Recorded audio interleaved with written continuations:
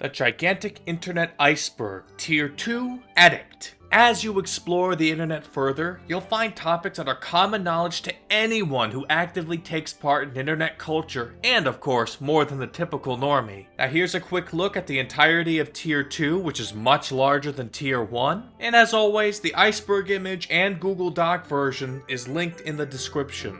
The music and sources I use are in the Google Docs, linked in the description, and a full playlist of this series is also in the description. Finally, this video was available 2 full days early on my Patreon. Consider joining if you want to be the first to see these videos in the future, on top of extra videos every month, and you can even get me to cover any entries on this iceberg early, or even honorable mentions that you'd like me to talk about now instead of way in the future, many years from now. It's your choice. The Patreon link is at the top of the description and in the pinned comment. Let's begin.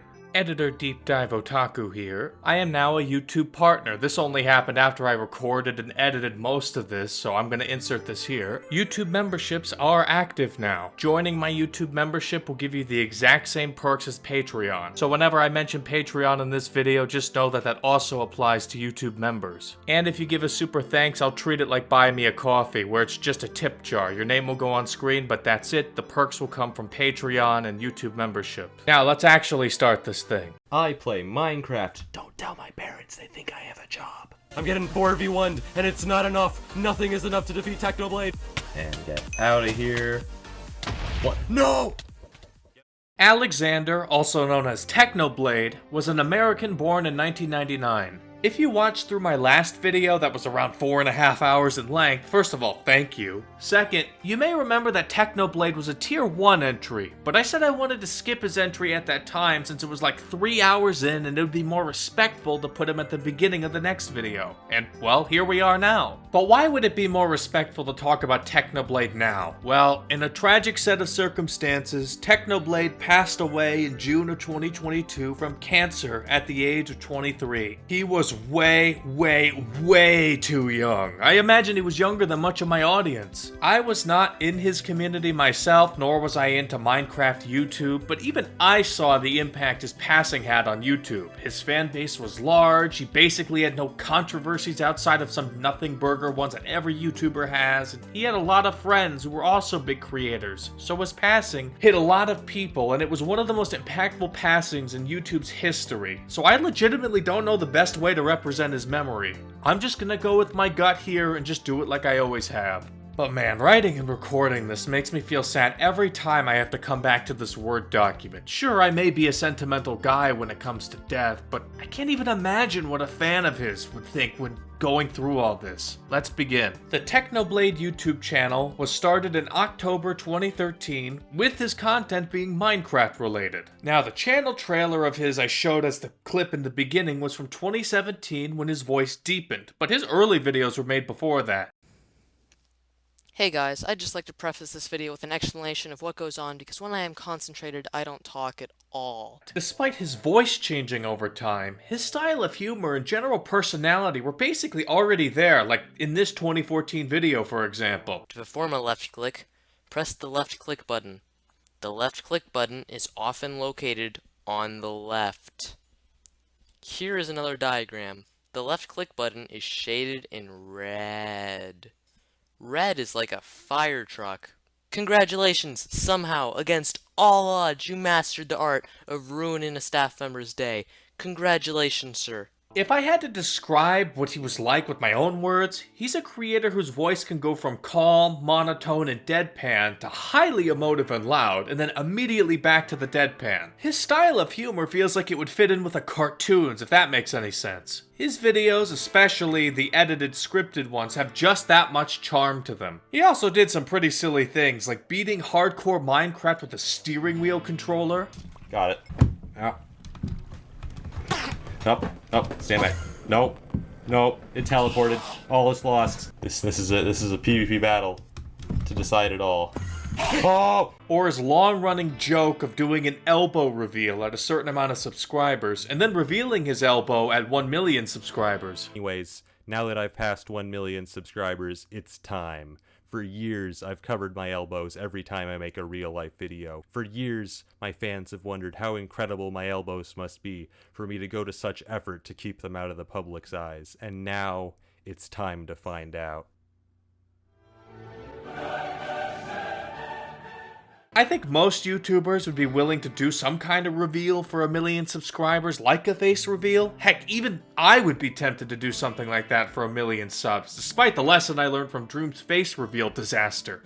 But it takes a special kind of comedian to be able to make people look forward to an elbow reveal. That's just the kind of creator Technoblade was. But it wasn't just him being funny to those who liked Minecraft YouTube. He was also good at the game. This next point will illustrate that. In 2019, there was a weekly esports tournament called Minecraft Monday, run by Keemstar, who's an entry for later. Basically, this was a place where your online following is what determined whether you were invited to it or not your experience and skill. Actually, quite a few people we've talked about were in this. Ninja, James Charles, PewDiePie, Mr. Beast, Dan TDM, Dream, and there were many more I'm missing. But Technoblade also took part. Out of the 14 weeks that this happened, Technoblade was in the winning team 4 times, and got the highest individual score 7 times, and even had the high score record, which is a next level of dominance. This caused his channel to start exploding. I mean, he also won 2 Minecraft championships, Minecraft Championship 4 and Minecraft Championship 8, which should show you how good at this game he was. As if that wasn't enough to propel his career, he also became a member of Dream SMP in 2020, and if you don't remember what Dream SMP was, please see the Dream entry in the last video. In fact, Technoblade and Dream kinda had a rivalry going on. It was big enough for Mr. Beast to host a PvP match between the two of them on his Mr. Beast gaming channel, with $100,000 going to the victor.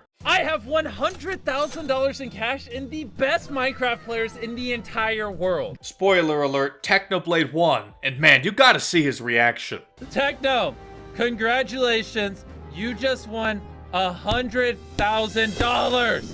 I genuinely cannot process this. Dude, the practicing paid off. Congrats, Techno. You outplayed me. You did amazing. Thank you. You did really well as well. I'm gonna be honest. I thought I was gonna lose this. Not gonna lie.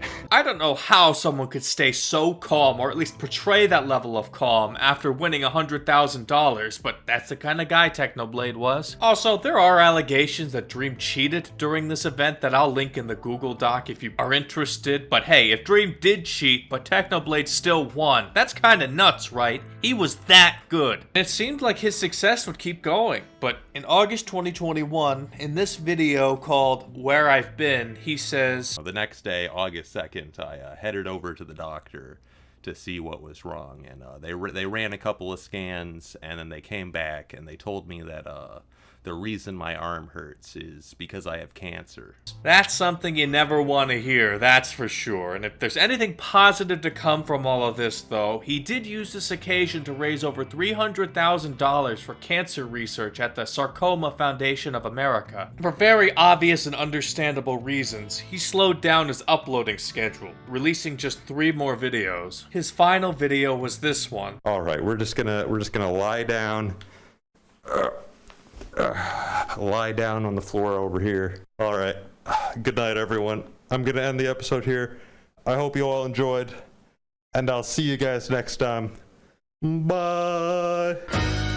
And man, hearing someone's last public words kind of makes me teary-eyed.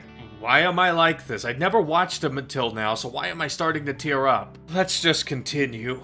On July 30th, 2022, this video was released. Hi, I'm Technoblade's dad. He wrote a message and he asked me to read it to all of you. I honestly don't feel right playing this here. I'm just gonna link this video, not just in the Google Doc like I normally do, but also right below that link so it's easier to get to, right in the description. I would rather you watch it on his channel instead of mine. I watched the video once, and it's of his father giving a tearful message. I can't sit through it more than once. Seeing a father talk about his own son's passing, fighting through the tears, all of that hits me more than almost anything else. It's honestly one of the saddest moments I have ever seen on YouTube. So go ahead and check it out. Oh, and if Technodad, which is what they call his father. If Technodad copyright claims this video, I won't do anything about it. I'll let him claim the revenue without me editing something out. I feel so disgusted even having the potential of ad revenue from this video, so go ahead. And if you'd like to support Technoblade's family, I'll link the Technoblade merch store. I'm just some random guy with an anime avatar who didn't know anything about Technoblade until now, and if his death has affected me as much as it is just by writing this, you can hopefully understand how YouTube and much of the internet reacted. It was an outpour of grief, well wishes for Technoblade's family and his friends, making tributes to his memory. You guys watched us become friends. You watched us become close and make each other laugh. And we had so much fun. And you were there for basically all of it. And now, I don't know. Sorry. It's just really sad, man. This past year has been really hard, and it's really thrown me off. And it makes me really happy to see all the constant love and support that the internet was giving him and his family over the last few weeks. And I just know for certain that his impact forever changed the YouTube landscape and the Minecraft community. And so long as we remember him, Technoblade never dies. There was much more, and I'll also show you the second most popular video on YouTube's official channel. The first days after his passing, Technoblade's final video amassed over 125,000 comments with the phrase, Technoblade never dies. Since his death, an average of 300 new videos with Technoblade Never Dies in the title are uploaded every day. I'm gonna make the executive decision to end this entry here so as to best preserve his memory without distracting you with future events. In summary, Technoblade was a large Minecraft YouTuber with an irreplaceable personality and humor, and he will be remembered fondly. God bless his soul and rest in peace. Let's go on to the next entry. I'm skipping ahead for now as I'm not gonna discuss porn immediately after a serious entry like this.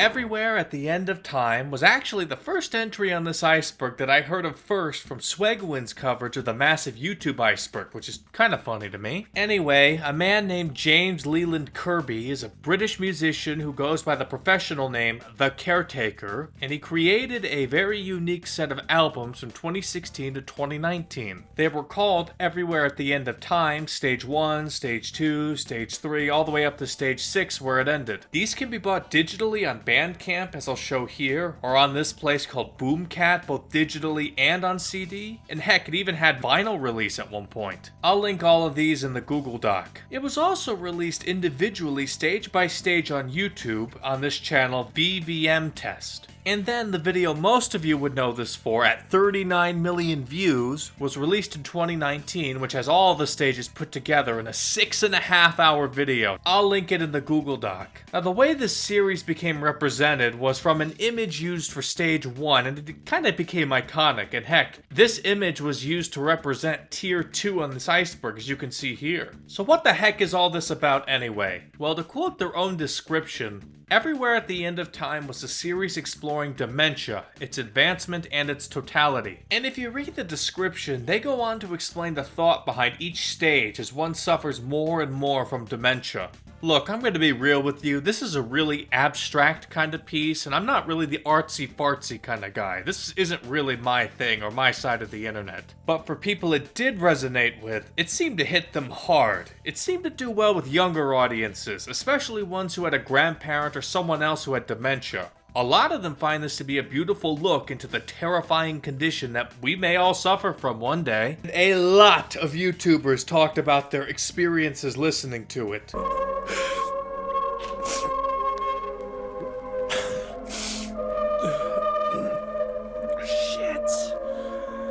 Oh my god. And it also became a TikTok challenge at one point, where you would challenge yourself to listen to the whole thing and post your reaction. So, it has a cult following for a reason. And if you don't know about it, now you know about it. I didn't tell you a lot about it, but I think you just need to experience it because that's what art is really about. Though some people didn't appreciate this trend. If you want to learn more about this, I would recommend this video that I'll link in the Google Doc called The Caretaker Iceberg Explained. Let's move on. Man, I wish I had a mommy GF who could do this for me.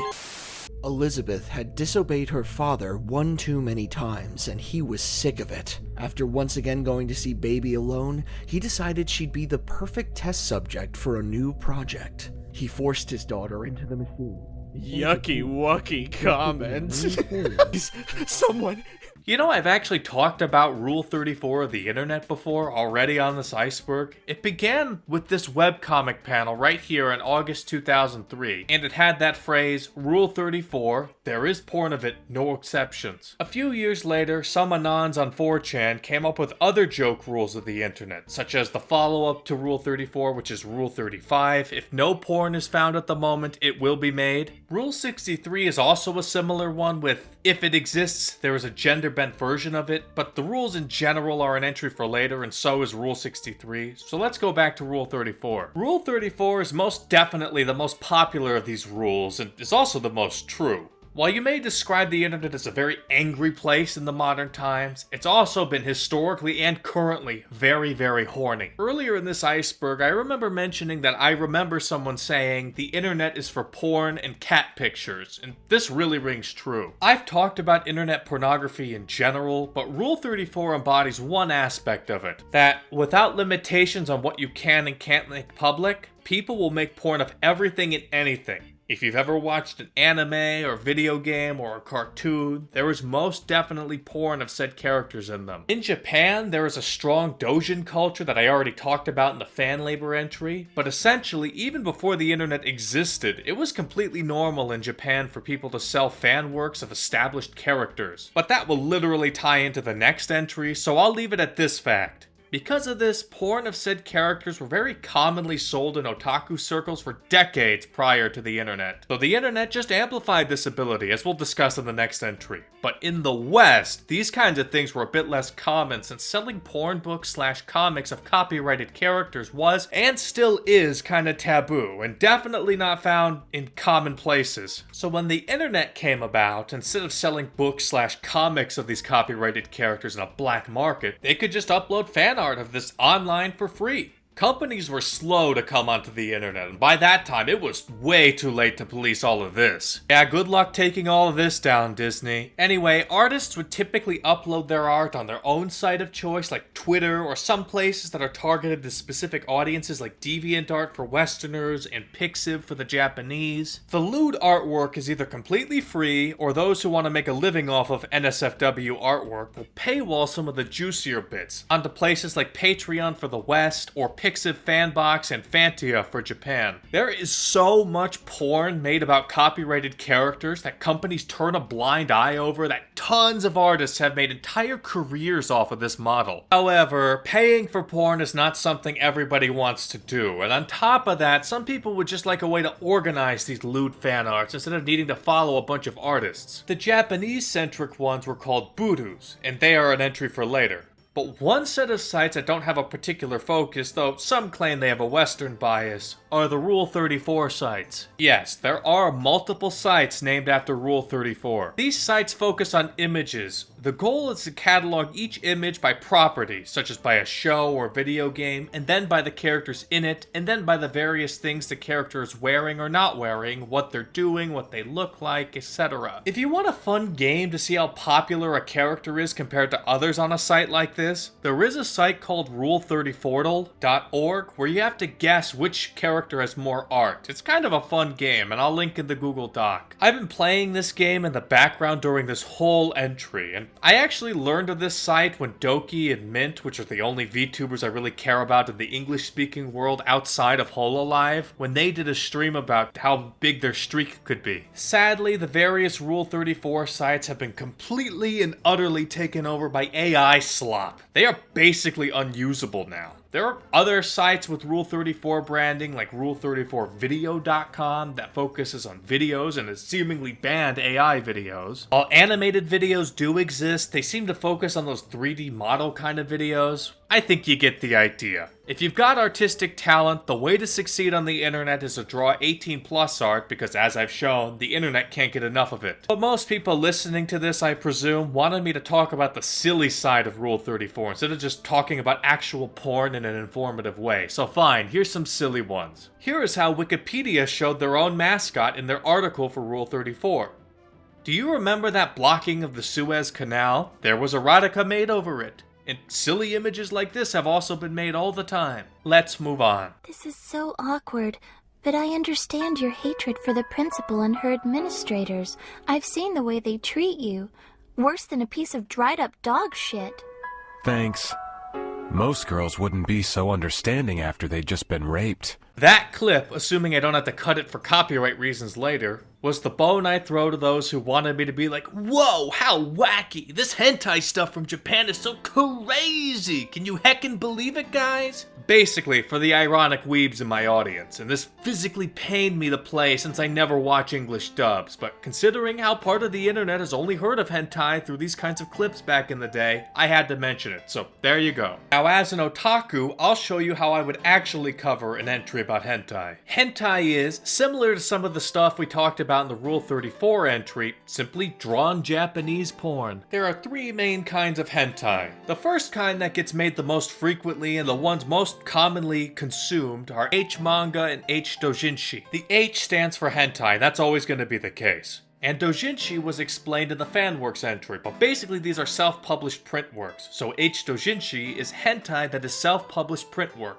H-manga is hentai that is print work published by a group, often called a circle, or a company. In terms of content, H-doujinshi and H-manga are basically the same. They can be made of original characters or of copyrighted characters, as Japanese companies are really lax about this, much more than the West in this respect at least. These are usually around 20 pages long with a front and back cover, since these are often actually printed. And sometimes they are grouped together with other works to make several hundred-page books called tanks. Like manga, these are typically in black and white, but not always. You can also buy these in all sorts of places in Japan, in person or online. There are places to buy these and pirate these in the West, but I'm not really going to get into that right now. Anyway, even if you're not really into this kind of stuff, you may have actually seen some of the absolutely silly lines that come from translations of these, like this. You may also know them for their various faces that get cropped out like these ahegayo faces. But that's an entry for later. The second main kind of hentai, and frankly this is the type of hentai that most normies mean when they say hentai, are the animated ones, like I showed you in the opening clip. Ones that have no intercourse at all and are just showing sexy girls and sexy outfits and such are called ecchi works. But ones that do show sexual actions, we just tend to call these hentai in English. However, unlike anime you watch, these aren't airing on Japanese TV or anything. These are just often original video animations, or OVAs, that are basically the anime equivalent of straight-to-DVD releases. And like anime, these are often adaptations of H-manga or H-doujinshi, but not always. It is with these works that many hentai memes come from in the West, like this one here, or the English dubs that I showed before. The third and final kind of hentai I wanted to touch upon was hentai video games, typically called eroge, or sometimes ecchi game or H game.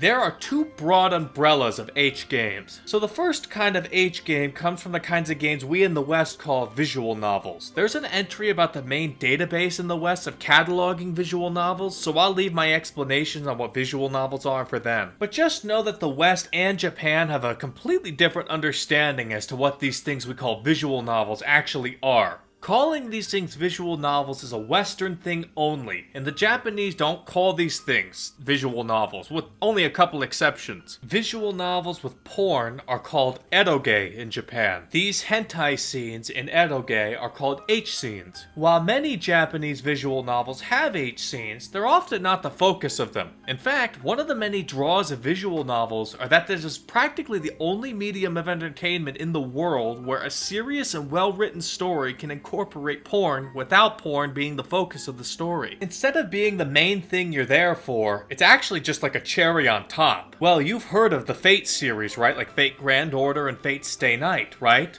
Well, Fate Stay Night was originally an eroge. Yes, the Fate series started from an eroge, so Saber, Rin, and Sakura all had H scenes. Another more modern one would be Grisaya no Kajitsu, or The Fruit of Grisaya, which came from an eroge where all the heroines had H scenes. There are a ton of other well-known ones, but I don't know how much or how little of my audience knows about otaku media, so I only wanted to mention a couple of examples to show just that there is a lot of artistic merit to these things. It isn't just porn. Don't get the wrong idea, hentai-focused visual novels definitely exist, and those are called nukige. But outside of Nukige, visual novels have made some of the most engaging stories you could ever find. And if you really are the prudish type, there are often all ages versions where they remove the H scenes. I just wanted to present it this way so you don't get turned off from visual novels as a whole, as this is probably my second favorite medium of entertainment outside of VTubers. And these have translators, both official and fan translators, despite the huge amount of text they have. If you want a guide on how to buy visual novels, check out this video by the August Hale that I'll link in the Google Doc. So those are one form of H-game, and these are the high art kind, where they have more merit than just the porn. Whereas the other kind is solely to get your rocks off and having fun playing. These are often made in RPG Maker, which is a game engine to make 2D RPGs. But one major genre of RPG Maker game is the H-game, and there are thousands upon thousands of these. These are a major player in the porn industry in Japan, and I would argue that, outside of H-manga / H-dojinshi, this is probably the most abundant source of hentai on the internet. And a decent amount of them are translated. I am already pushing YouTube to its limits with this video, so I can't go more in depth. Anyway, that's all the kinds of hentai I wanted to mention. And just one last little aspect to hentai though. Due to Japanese laws, the private parts are actually censored in hentai. Whew, that should be enough pornographic entries for a while. Let's move on. When I woke up on the 28th of May, I looked at the TV with tears running down my cheeks. Ooh, I miss you, Harambe. I wish they took that mother's life instead. Harambe, Harambe. It's out for Harambe. This seems to be a good time to talk about Harambe, considering a trend to talk about how it's been 10 years since Harambe's death, and even the fucking White House posted a 10-year anniversary in remembrance of Harambe post. But let's back up. The basic story goes like this. The Cincinnati Zoo and Botanical Garden is where our story takes place, which is apparently the second oldest zoo in the US, opening in 1875, which is really neat to me. They had a western lowland gorilla, aka a silverback gorilla, that was transferred over to their zoo in 2014 named Harambe. Fast forwarding to May 2016, mother Michelle Gregg and father Dion Dickerson took their 3-year-old son Isaiah Dickerson to said zoo and visited the Gorilla World Habitat, which was the public gorilla exhibit. They had 3 gorillas, 2 females and 1 male, the male being Harambe. Isaiah wanted to see them up close, presumably, so he climbed the fence and got into the exhibit. Remember, this is a 3-year-old. The zookeepers called for the gorillas to get away, and 2 of them did, but Harambe didn't. And well, this footage was captured as part of this. Mommy's right here! Mommy's done!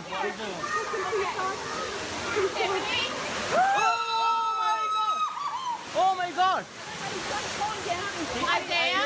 Okay, everybody back up. I think he's trying to switch. Okay. Mommy loves you. I'm right here. As you may have been able to hear, the crowd was going apeshit, and this led to Harambe getting more and more agitated. And then, you know what happened next. They decided to murder the then just turned 17-year-old the day before gorilla to save Isaiah. Reception over this is extremely mixed, to say the least. Whichever side is in the right, the public was pissed. The zoo got a lot of criticism, and it was found that the barrier actually wasn't up to code.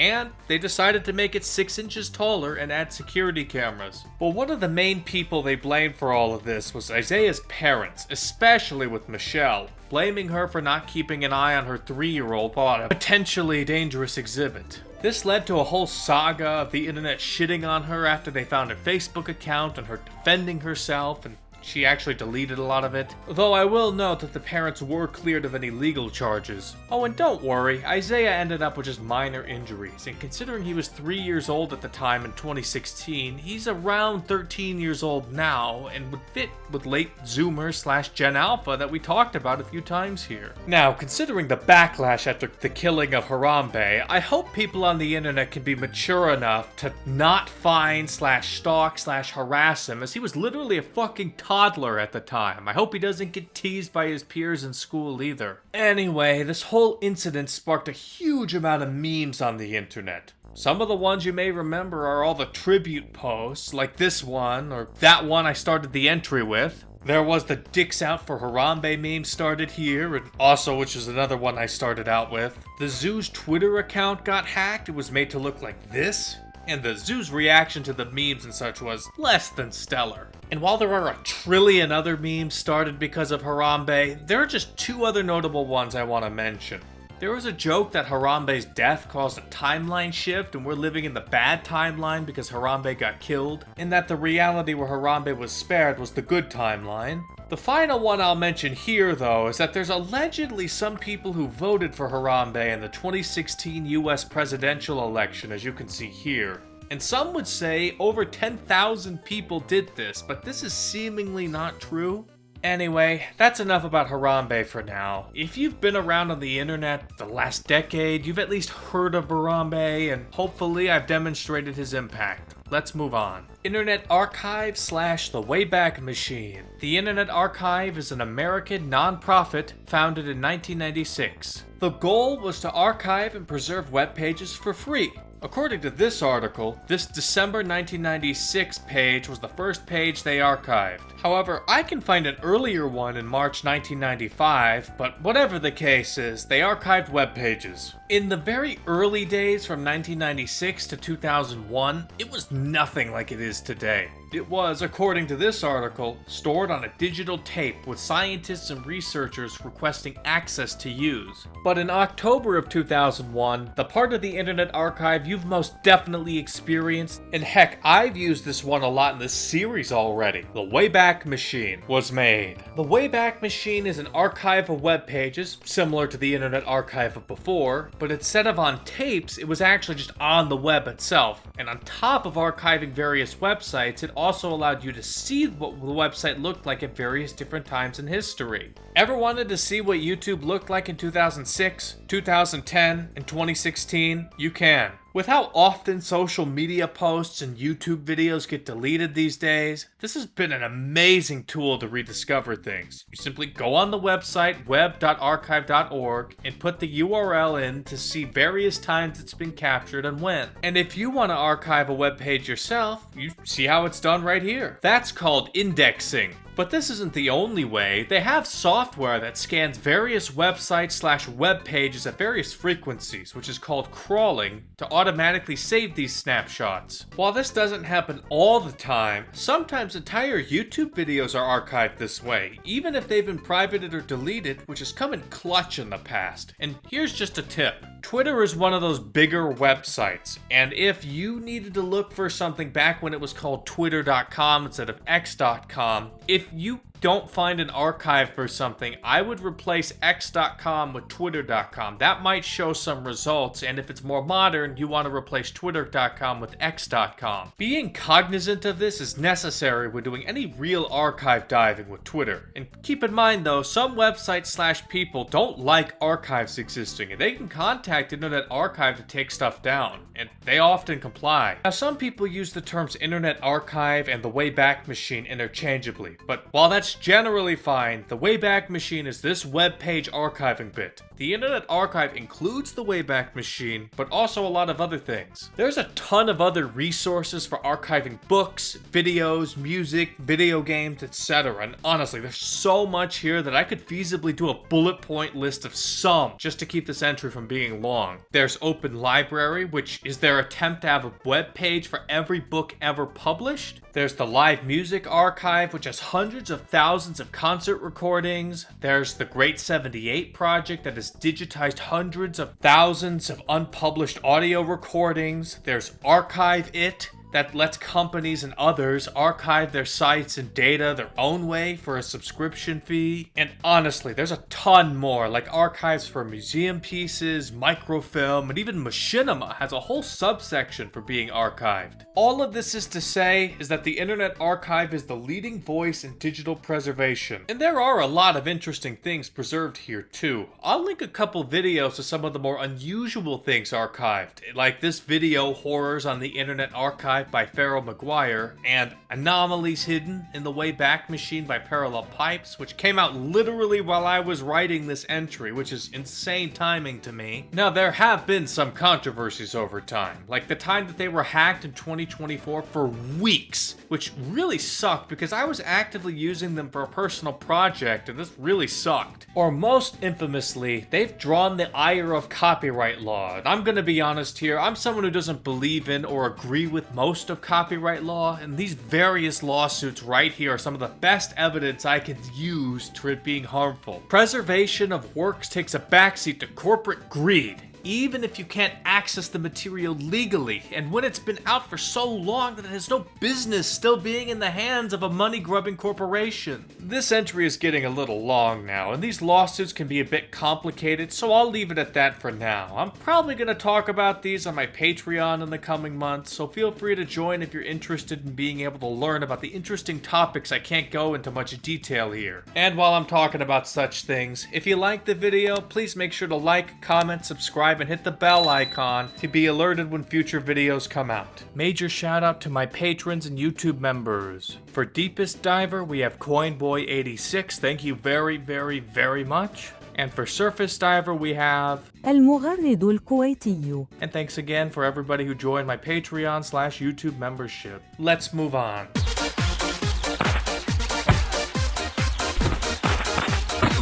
Old Godzilla was hopping around Tokyo City like a big playground when suddenly Batman burst from the shade and hit Godzilla with a bat grenade.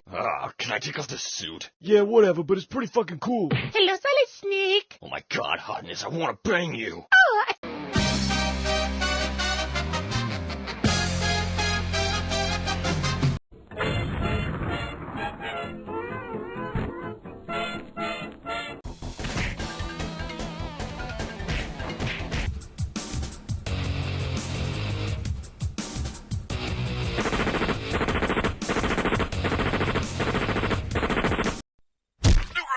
Newgrounds! They wrote some stuff under the tank. If you remember my Flash animations and Flash games entry, you may want to go back to there if you want to hear me talk about this more in general. Newgrounds, though, owned by Newgrounds.com Inc., is the main character of Flash content in the 2000s, bar none. While there were plenty of others, Newgrounds was and still is the most well-known and important of them. Let's back up.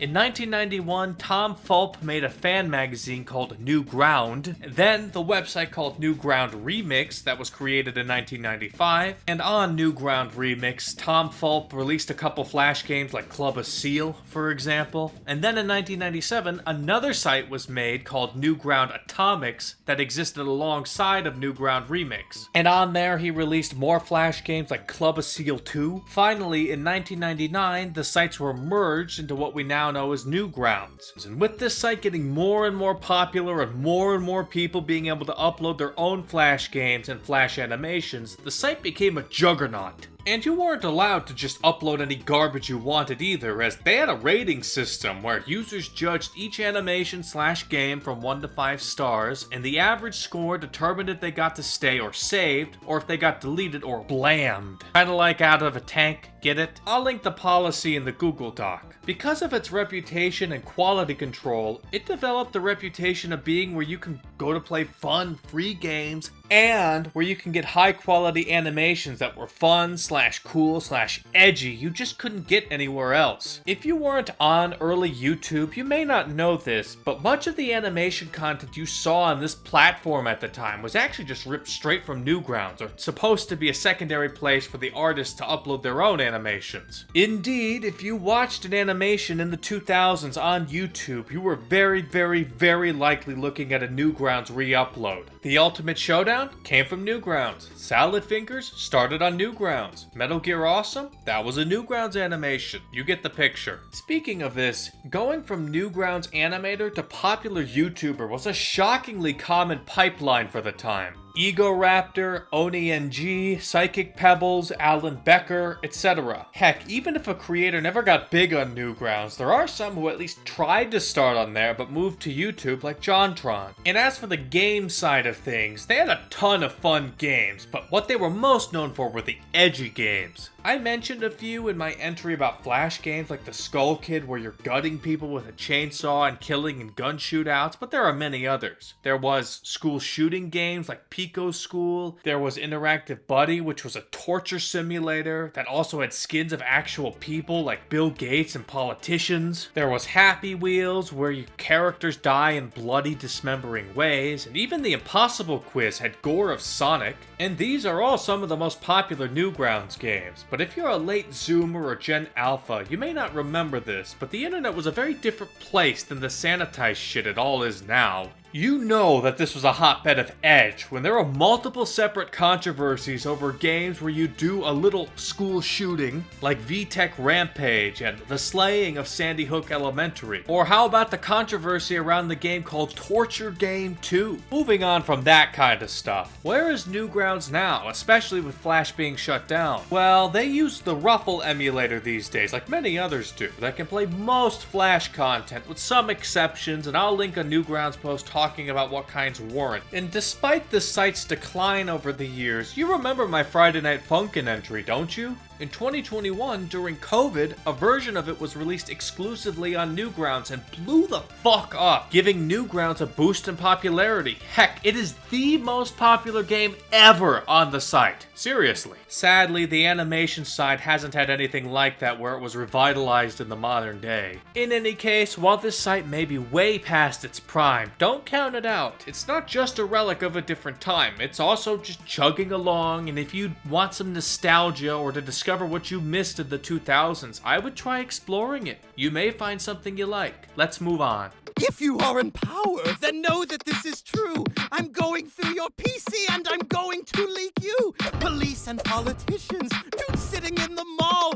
I'm gonna leak until I'm done. I'm gonna leak it all! Now I know I have a reputation for being a yapper, and the fact that I have difficulty editing these down to around 5 minutes is a testament to that. Which is why my Patreon is themed around not just getting videos early, but also about me talking about both what I want and topics that you request, as I can talk about anything. But an entry like WikiLeaks is torturous for me, since there's no proper way to actually give any kind of depth in this video. I'll paint the broadest of strokes here, and any more detail will be saved for Patreon, since this is one of those entries I could talk about for hours, let alone around 5 minutes. Now let's get into it. WikiLeaks is a non-profit group founded by the Australian Julian Assange in 2006 and has an advisory board with a few other people. And has a few other people who worked on it, like editors and journalists. WikiLeaks is easily one of the most impactful organizations in the internet age. So how would I describe what WikiLeaks is and why it's so important? Well, I would call it a whistleblower publication, an activist organization, and a group that very openly makes government/political bodies shit their pants. Essentially, WikiLeaks had the balls to post classified or otherwise restricted information given by whistleblowers and allegedly by third-party hackers on occasion. They publish stuff the media normally wouldn't touch with a 29.5-foot pole. The problem with talking about WikiLeaks, though, is that they've been lauded by some, but hated by others. And with how hated this site could be with governments, some media publications, banks, and others who may be being funded by government/political entries secretly, it's very difficult to parse what's true and what's propaganda meant to discredit the site. This is one of those places that I would put reasonable skepticism on Wikipedia, for example, for potential bias, though I would do that for any political issue discussed on there. But I just wanted to make note of that especially here. So what are some of the things that WikiLeaks did/published? Their first really big leak that turned all eyes on them was of a 39-minute video they dubbed as Collateral Murder that documented 3 attacks done by the US military on July 12, 2007 in Baghdad, Iraq. This attack resulted in anywhere from 12 to 20 people killed and 2 children being injured. Of the dead, 2 were war correspondents who worked for Reuters, and while this incident was known about before the video, it was murky about who did the shooting, how the people died, and if it was a tragic but understandable incident. But with this video, the US military had egg on their face, cause this shit looked really bad. I'm talking like the common man seeing this footage thinking the US just killed a bunch of civilians and maybe even committed a war crime. The US military and some others claim that the footage as it is presented doesn't show that some of the men had RPGs and other dangerous weapons and were a threat, and that the title of the video and such are trying to force a narrative.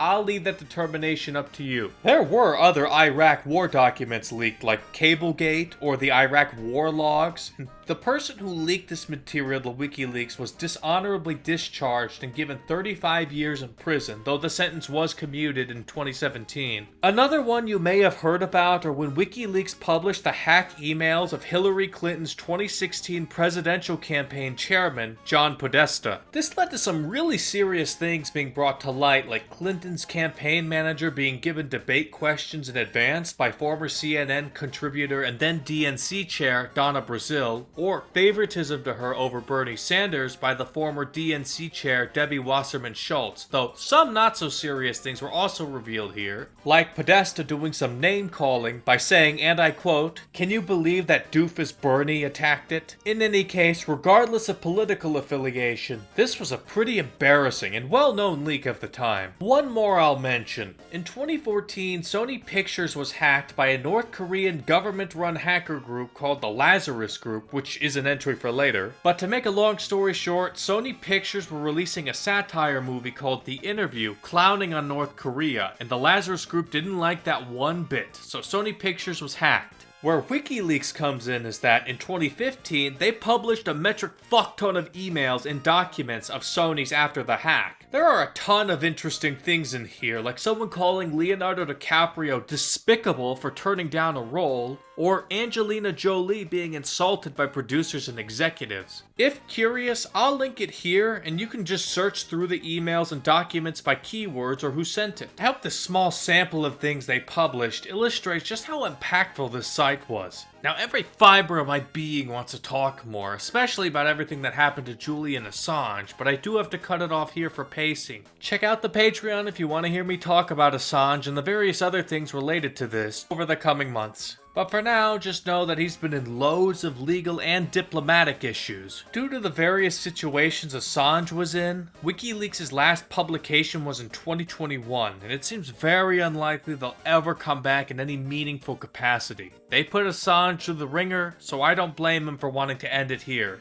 I've only scratched the surface of WikiLeaks here, but I gotta end this here. Let's move on. Among Us memes. Now, I had no idea Among Us came up again as another entry on this iceberg. I actually talked about Among Us and some of the memes in the Among Us entry already. Heck, when I was making my Patreon, I made a sample video of what one of the tiers of support could be like. One of the videos was 44 minutes in length, comprising of many different topics, but since I wanted to illustrate what it was like, I talked about a variety of topics, including talking about an entry I already did but with details I missed so you could see what it would be like if you asked me to cover something I already did, since there's always more that could be said about a topic. It just so happens that Among Us was the one I used for that as an example. So why don't I kill two birds with one stone? This part of my Patreon video already talks about the Among Us memes I missed in my original coverage, plus some other things, so I'll just play that. And hopefully you can see how I handle Patreon videos if you're curious what it's like before joining. So let's roll that part of one of my Patreon videos. Oh, why would there be bagels in the dumpster of a furniture store? Oh, throw pillows. Bummer. Listen, who among us?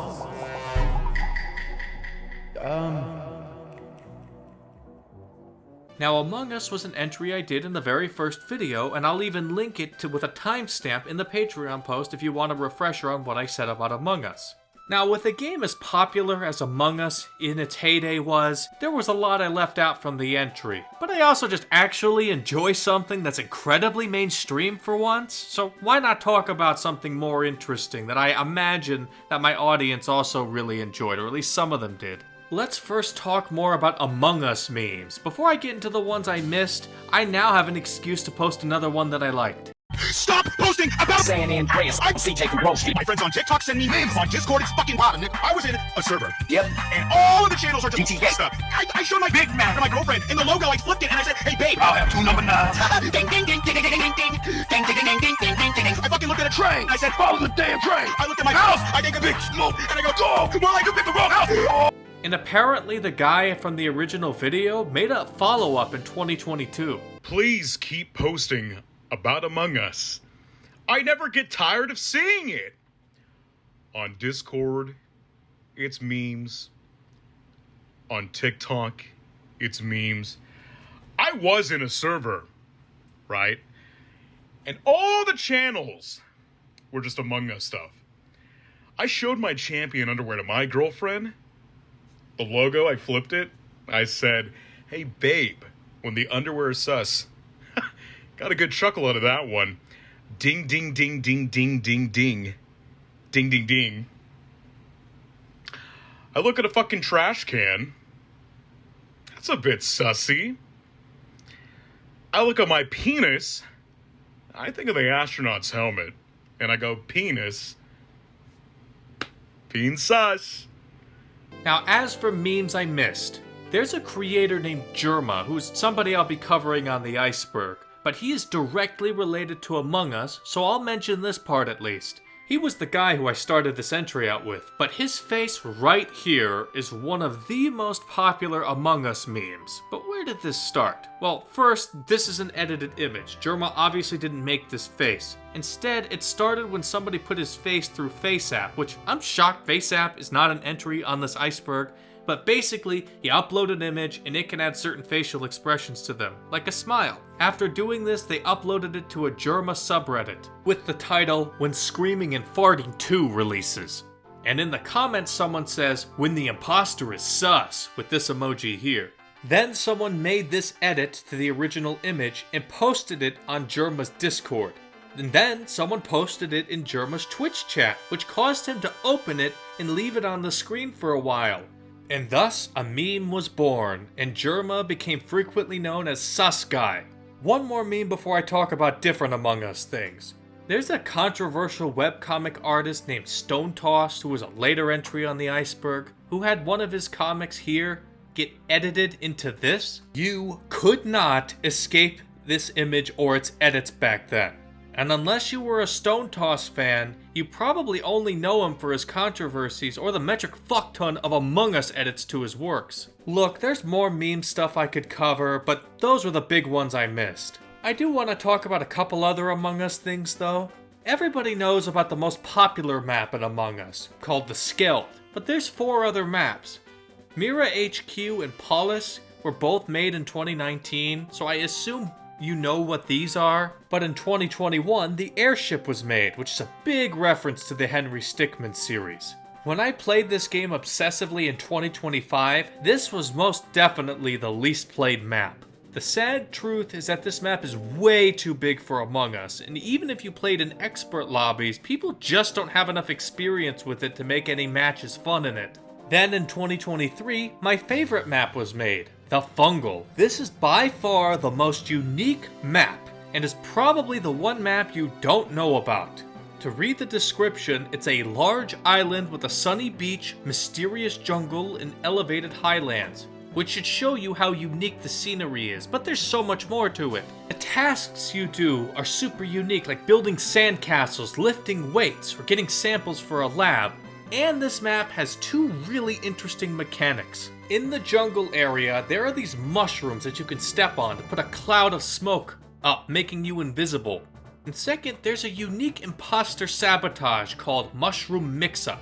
When activated, all players will have their character models completely randomized in both color and cosmetics. It's a classic way to kill as an imp and get away, since nobody knows who did it and you need to use logic and reasoning to figure out who did it despite the mushroom mix-up. Also, most expert lobbies require that you don't report the body during mushroom mix-up, and instead you need to wait for the mushroom mix-up to end so that someone can have the chance to follow the killer.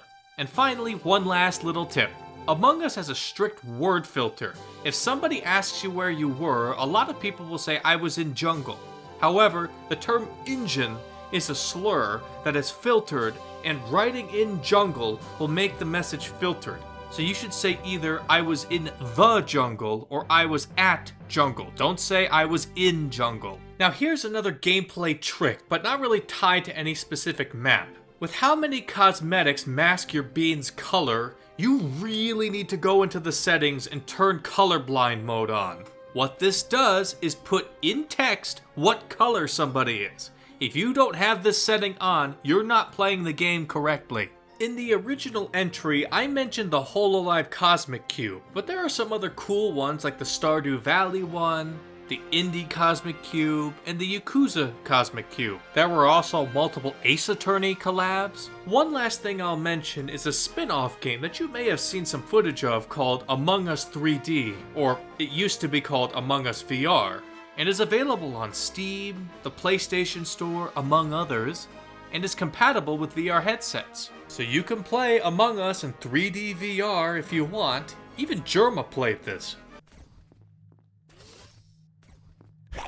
Get away from me! I know it's you, and I'm gonna convince everybody eventually, and eventually they're gonna get on my side. I'm gonna convince everybody eventually, but I'm staying far enough away from it. I am the imposter, and I'm gonna kill you, and I'm gonna kill everybody you know. Now what I just did was cover details I didn't mention in my original coverage of this entry. Now this and other entries I've covered can always be requested again. There's always more that can be said. That's up to you requesting it though. Now, let's move on to me reading. That Patreon section is over. Link to my Patreon is in the description and pinned comment if you'd like to see the full video, among a lot of other extra content. Let's move on. First, here at 6 o'clock, an Oklahoma grandmother wants people to know about an online game called the Blue Whale Challenge that she says encouraged her 12-year-old grandson to take his own life. Sinikit is a Russian term that translates to blue whale and is the name of a specific challenge. Now this whole thing is kind of a weird story, so it stems from folklore, dubious reporting, and sensationalism, and then turned into a potentially real thing being copied based on said stories. Not to get too deep into the weeds, it goes something like this. A 16-year-old Russian girl killed herself, and her final post on a Russian social media site, VK, which is an entry for later, got a lot of traction. This led to people embellishing her story and morphing it into something else, and then more suicides were included in these stories, and eventually it was called Blue Whale. Then a Russian journalist wrote an article about these groups and claimed these people incited 130 other teenagers to commit suicide, which was based on really suspect data to say the least. That same journalist would later claim it was responsible for 200 suicides. Keep in mind, most people believe this is bullshit, but let's at least explain what is said to be allegedly causing these suicides. So the Blue Whale Challenge is supposed to go like this. This takes place on social media, and usually you are messaged by someone out of the blue. If you participate, you are assigned a curator who will give you various tasks to do over a span of 50 days. These start out as easy things like minor pranks, and then lead to self-harm, and then to win, you need to kill yourself. Sounds like a creepypasta, right? Despite there being little evidence of this existing, the media reported on it caused governments to actually take it seriously, with some countries banning it. And because there was so much buzz from it, there may legitimately be people trying to reenact what they thought was a real challenge, but there's a lot of allegedly involved here, and people think, stuff like that. This most definitely fake challenge became a part of pop culture, like it's seemingly being referenced in Black Mirror, this episode here, and some foreign media. So that was the Blue Whale Challenge portion of this entry. What about the Jonathan Galindo portion? Okay, so there's this guy named Samuel Canini, otherwise known as Dusky Sam. He's the guy behind this weird goofy set of images and videos you might be familiar with. These images are often called Cursed Goofy, which sort of relates to the Cursed Images entry from a few videos ago. But anyway, in 2020, while the Blue Whale Challenge was having a resurgence, this image became tied to it. People would make a profile like this, where they would use Dusky Sam's look, and they would call these profiles Jonathan Galindo, which is seemingly not fully understood as to why they call themselves this. And then these accounts would message users to participate in the Blue Whale Challenge. For the record, Dusky Sam addressed the situation, explaining how it's not him and denouncing all of this nonsense, and I'll link this Twitter post in the Google Doc. By the way, there was this news story by CBS Boston that I'll show a clip of. Today, police charged 33-year-old Jonathan Galindo with the killing. This was a completely unrelated person named Jonathan Galindo. I just wanted to point it out because all the comments in this video talk about stuff relating to this blue whale challenge and the Jonathan Galindo goofy images and stuff like that, which is just kind of funny because this guy has nothing to do with it. Let's move on. She saw a horrendous sight. Jeff had taken a knife and carved a smile into his cheeks. "Jeff, what are you doing?" asked his mother. Jeff looked over to his mother. "I couldn't keep smiling, Mommy. It hurt after a while. Now I can smile forever." Jeff's mother noticed his eyes, ringed in black. "Jeff, your eyes!" His eyes were seemingly never closing. "I couldn't see my face. I got tired and my eyes started to close. I burnt out the eyelids so I could forever see myself, my new face." Jeff's mother slowly started to back away, seeing that her son was going bananas. "What's wrong, Mommy? Aren't I beautiful?" "Yes, son," she said. "Yes, you are. Let me go get Daddy so he can see your face." She ran into the room and shook Jeff's dad from his sleep. "Honey, get the gun." She stopped as she saw Jeff in the doorway, holding a knife. "Mommy, you lied." That's the last. Jeff the Killer is a creepypasta, and I covered what creepypastas are in the first video. And outside of Slender Man, Jeff the Killer is probably the most popular one. In 2008, a guy going by Seshur made a video called Jeff the Killer, Original Story. But it was deleted and re-uploaded with different music since the original music was copyright struck. The B-roll I've been using is actually that video in question, and that was the original Jeff the Killer story. Later on, in 2011, the story was completely changed and reworked into a new story by Game Fuel TV's brother, simply called Jeff the Killer. It's honestly awful, but it's an iconic story that everybody knows about, and I'll link it in the Google Doc. And if you want a humorous reading of it, that one I used in the intro is literally Kino. I'll also link that in the Google Doc. Or if you want a more serious reading, I'll link Mr. Creepypasta's most viewed video, which was a reading of this, in the Google Doc. But to give a summary of the story, a boy named Jeff got into some fights that caused his face to be mangled and look weird. He also carved a permanent smile on his face and removes his eyelids to always be watching. And then he became a homicidal maniac. And the final words of the creepypasta, "Go to sleep," became kind of a meme slash catchphrase of Jeff the Killer's. Now this story blew the fuck up and got a ton of fan art. Follow-up stories like Jane the Killer, which is an entry for later, Homicidal Lou, which is an entry for later, and Nina the Killer, which is also an entry for later. But keep in mind, none of these are canon and are just fan works. And sometimes he would get crossovers with other creepypastas like Slender Man, which I already covered in the first video. And since I can't stress enough how badly the story was written, it was eventually removed from the creepypasta wiki because of their standards. There have been multiple attempts to fix it though, and there was a competition to remake the story that would be good enough to put in the wiki. And it was eventually picked to be K. Banning Kellum's story in 2015 that I'll link in the Google Doc. Though it was too long, so it had to be cut down. Man, I know how that feels. So I'll link the uncut version as well. And he was very proud of his work, so he made a bunch of sequels to it, and the quality of this 2015 version is up for debate. You can read about how much negativity he got from this story from his Tumblr post that I'll link in the Google Doc. But I think many people prefer this version over the original, cause that one really was a stinker. If you want a really good reading of it, I'll link this one from Chilling Tales for Dark Nights. And because this 2015 version was not exactly loved by everyone, even more remakes have happened. There's this one from 2017 by Slime Beast that I'll link the story and a reading of in the Google Doc. In 2020, the series The Morgue Files by David Neer had the second episode be a Jeff the Killer remake that he read. Now David Neer seems to have deleted a lot of his stuff and shut down his YouTube channel. I'll link an archive of it though that you can watch this remake on. Finally, there was a 2024 rewrite by Postra that I'll link a Tumblr post of in the Google Doc and his own reading of it.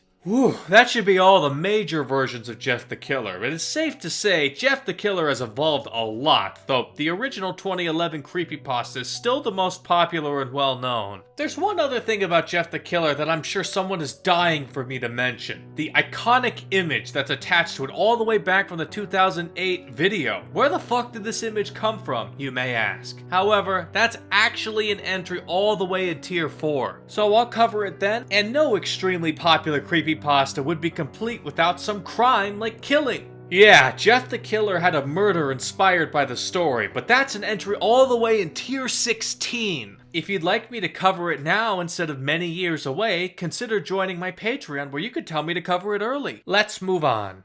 Hello there, new Deviant, and welcome to DeviantArt. DeviantArt is a wonderful world full of beauty, creativity, but most of all, community. Here you can browse through millions of pieces of artwork created by the DeviantArt community, and dozens of pieces of artwork made by the DeviantArt community that are actually good. Hello, fat fetish artist. Need a commission? Yes, I'd like to commission a weight loss comic, please. What? Hey, you listen here, you son of a bitch! Don't you talk about that! I'll tell you where you stand, you son of a bitch! Now let's start with discussing a bit about DeviantArt and then transition to talking about fetish art in general. Founded all the way back in August 2000, wow, that's a lot earlier than I was expecting actually, and in 2017 was bought by Wix.com. DeviantArt is a place to post your artwork. Now this is typically just traditional fan art, but stuff like photography, written works, and heck even videos are allowed. It grew a lot over the years and became a behemoth in the West as a place for artists to post their work and even sell their art and get commissions. People from places like Japan tend to stick to Twitter, Pixiv, Skeb, and places like that. But in the West, DeviantArt is definitely a big player. The time period people seem to remember this site most fondly comes from the late 2000s to early 2010s. I'll mention a few popular features this site has, like critiques. Critiques are when users could allow other users to give in-depth feedback on their artwork, which is not something I see very often on sites like this. Another feature was daily deviations, which first, deviations are just the site's term for the work you're uploading, so uploading an individual fan art would be uploading a deviation in their terms. Now, daily deviations are when staff members and certain volunteers get to select standout art to be featured on the front page daily. And if you get selected for this, you get a lot more exposure to the broad user base, which is a big deal because according to this June 2011 paper, this was the largest art platform at the time and might still be to this day. I'm not exactly sure though, since there's apparently been a very large exodus of this site, kind of like Tumblr if you remember that entry. Why is that? Well, AI art has been allowed and is flooding the place.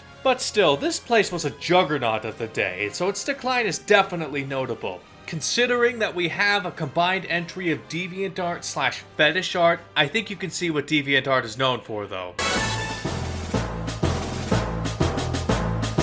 The website got big enough that it started attracting artists of all kinds. This would lead to an increase in weird, kinky, and hyper-specific art, which they would then find others with the same interests, and then they would make communities, and then developing teens overrun with hormones would see it, and then get into it, and over the years, a lot of interesting cases were spawned in the midst of this shift, and entire YouTube channels and series were made to document some of these cases. This video would go on to discuss some of the weirdos you could find on this site, and I recommend it as I'm a fan of his channel anyway. In any case, could you argue that all this weird / degenerate art came about because it's the largest place? Perhaps partially, but I think there was a culture that built this identity. I mean, they're literally called deviants, and if you know anything about the internet, if you don't have guardrails, people will gather around like-minded people and a community will form. This is DeviantArt's legacy. Anything else they did is secondary. The fetish art is their identity to the wider internet. Now let's transition to fetish art, the other half of this entry, and I'm not going to go into the history or anything like that here. Fetish art is generally referring to art of fetishes that are not considered normal. As in, does a normal, well-adjusted man or woman normally find this kind of thing hot? If yes, then it's not fetish art. If no, then you're looking at fetish art. The internet is full of this stuff. Many of these are actually entries for later, so brace for hearing about me talking about these more in the future, and I'm just gonna list some of the more common ones right now. Probably the most prominent one is foot, although that's somewhat up for debate if it would fall into this category or not, but I say it fits. There's lolly / shota, there's incest, there's gudo, there's scat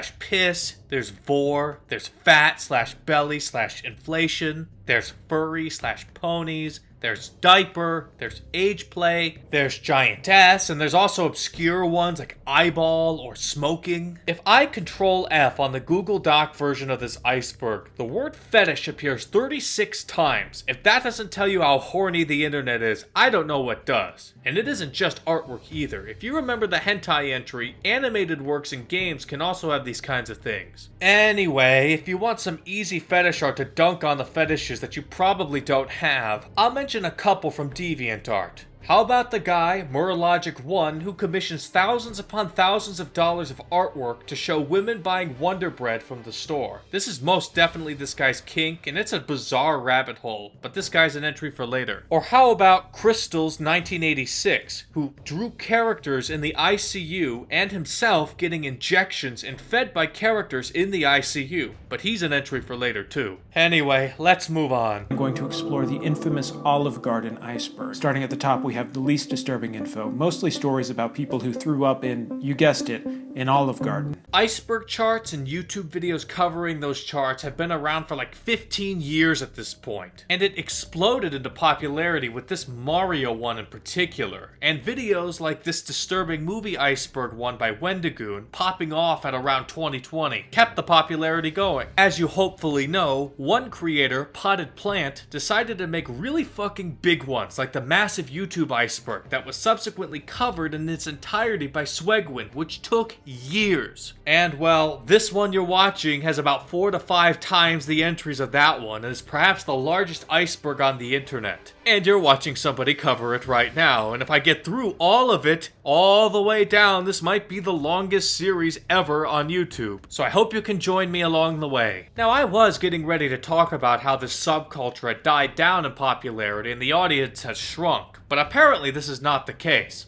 Look at all of these that came out recently with hundreds of thousands of views. I think my baseline is about 1,000 to 2,000 views after a week after uploading. Now that's not bad, but compared to a few 100,000 views, that's not really all that great. Am I just not good at this? Is there something not appealing about how I package my videos? Am I not uploading frequently enough on here and on Patreon?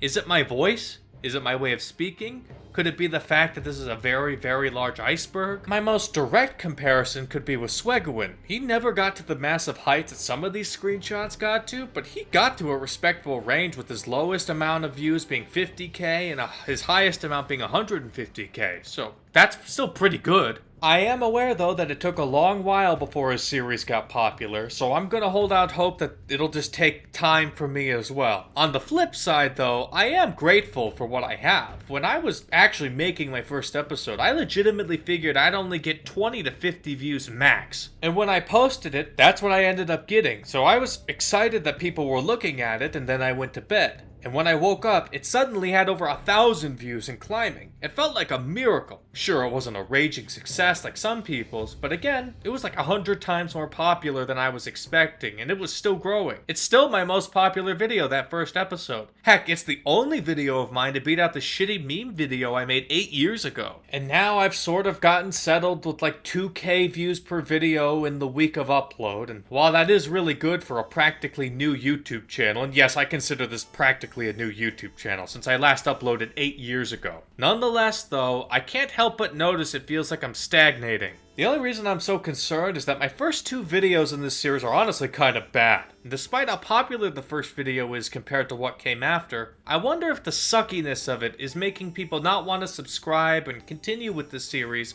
when it gets better by the 3rd video. Well, I'm just gonna keep chugging along. I do like what I'm doing, and I wasn't expecting to even get to where I am now, so I'm grateful for everybody who watches me, and when I complete this iceberg, it has the potential to be the longest running consistent series on YouTube. It's a long road ahead, and hopefully you can stick along with it. I would greatly appreciate it if you subscribe to the channel, and if you want more content plus getting these videos early, to consider joining my Patreon. It's not often you're gonna find a content creator willing to make this much long-form edited content at the rate I do.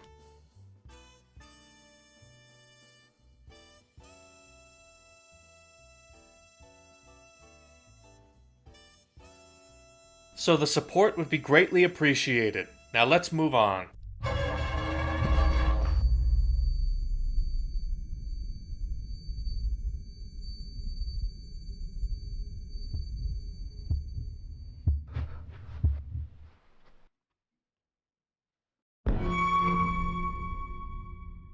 The Momo challenge is honestly quite similar to the blue whale challenge from earlier, but first, the challenge is associated with this statue here, more specifically, the head. This is a Japanese statue. Now, originally, people were crediting this to the wrong person. The actual owner of this statue is Keisuke Iso, from the company Link Factory, and this is the gallery it was found in. And this is the original post for the image, though the poster was not the one who made it, it's just a photo, and here's another. A now privated Japanese blog is what shed light on who actually made it and these details, and I'll link an archive of it in the Google Doc. And an Anon from X brought this to light in the English-speaking world. This will all be linked in the Google Doc. In any case, this image began to spread all across the internet in 2018. This statue is actually nicknamed Momo. But that's only half of the entry. What about the Momo challenge hoax? Well, around this time, the Blue Whale Challenge was popping off, and with that scare already being in the public consciousness, another rumor began to spread that in places like India and Latin America, people were messaging teens to get them to do crazy challenges while presenting themselves as this Momo image. If you didn't do the tasks/challenges, you'd be threatened and things like that. And this spread all over the world. News and government agencies were in a panic over it, just like the Blue Whale Challenge. There was an unofficial mod in Minecraft of Momo that got some people riled up enough for Microsoft to clamp down on it and remove it. It was so mainstream that Kim Kardashian once warned her fans of the dangers of finding Momo videos on YouTube. But YouTube itself said it didn't have any evidence of this even happening. Heck, YouTube was also demonetizing any videos about this challenge apparently. Lucky for me, I'm not monetized yet, since I don't have 1,000 subscribers, sadly. So this doesn't even matter. Momo was even parodied on SNL, which should show you how mainstream it got. A movie called Grim Cuddy was made that was inspired by it, etc. Honestly, this played out so similarly to the Blue Whale Challenge that I could just leave it at that. There's basically no evidence of this happening, and it seems like parents and such were just tricked by the gullible news media and governments. Let's move on. Welcome to a day in my life living in the Backrooms. It still feels weird saying that. I never thought I'd end up living in an alternate reality.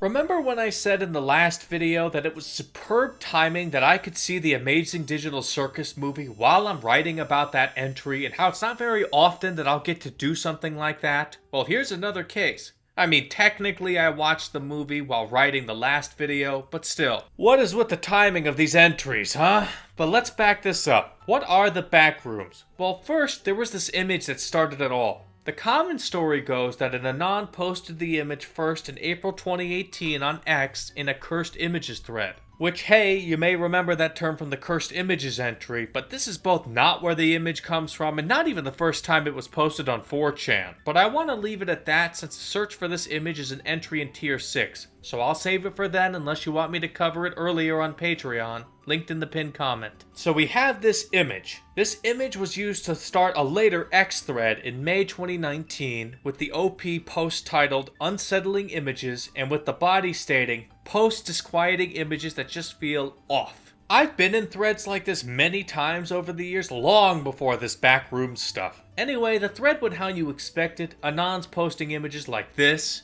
and even having some fun like this post. Now this would have been what the thread was known for, but something much more iconic was posted in this very thread. Some named friend asked the OP what the OP image was, which if you remember was this iconic image. And someone responded with this now infamous story and attached this image. If you're not careful and you clip out of reality in the wrong areas, you'll end up in the back rooms, where it's nothing but the stink of old moist carpet, the madness of monotone yellow, the endless background noise of fluorescent lights at maximum hum buzz, and approximately 600 million square miles of randomly segmented, empty rooms to be trapped in. God save you if you hear something wandering around nearby, because it sure as hell heard you. Now, the attached image seems to be an Anon or maybe OP trying to stay on topic by posting an unsettling image while also answering the question, so the post body and image are unrelated. This happens sometimes on 4chan. Anyway, like this reply says, meme response unironically spoopier than most creepypasta I've heard, which is a good summary of what happened.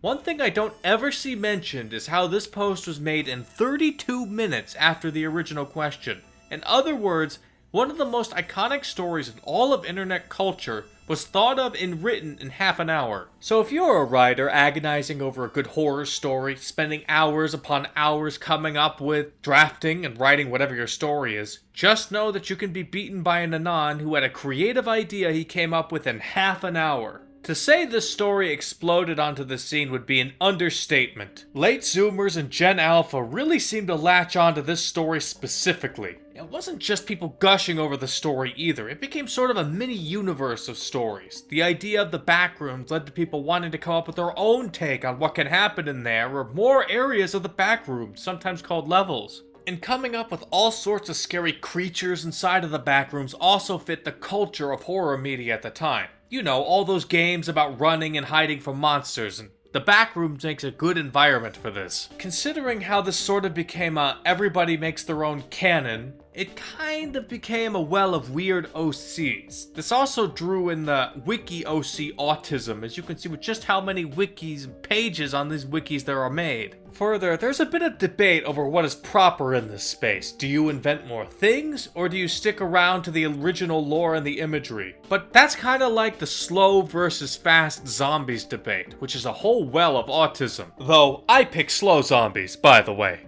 Also, there is a very, very similar trend to the Backrooms called liminal spaces. Some would even say the Backrooms was what popularized liminal spaces to begin with, but that's an entry for later. The Backrooms also got adapted into things like an episode of American Horror Stories. There was quite a few video games made, with one in particular I remember being played by a couple of HoloLive VTubers that I've been using as B-roll. There was a mini-series that got really popular, so much so that the guy who made it, Kane Parsons, was able to adapt it into a movie, which is what I saw in theaters. According to Wikipedia, Parsons became the youngest director in cinema history to have a film debut at #1 at both the domestic and global box offices, with Backrooms grossing over $270 million worldwide. Which shows you how popular the movie and overall phenomenon got. The movie itself was pretty decent, but I'll talk about that another time, probably on Patreon, as this entry is getting too long. However, I feel like the original Anon who made the story got gypped. A lot of people, including a big movie studio, got to make bank on a story they didn't even make. And when this is the case, they'll preach about how important the spreading of ideas freely is,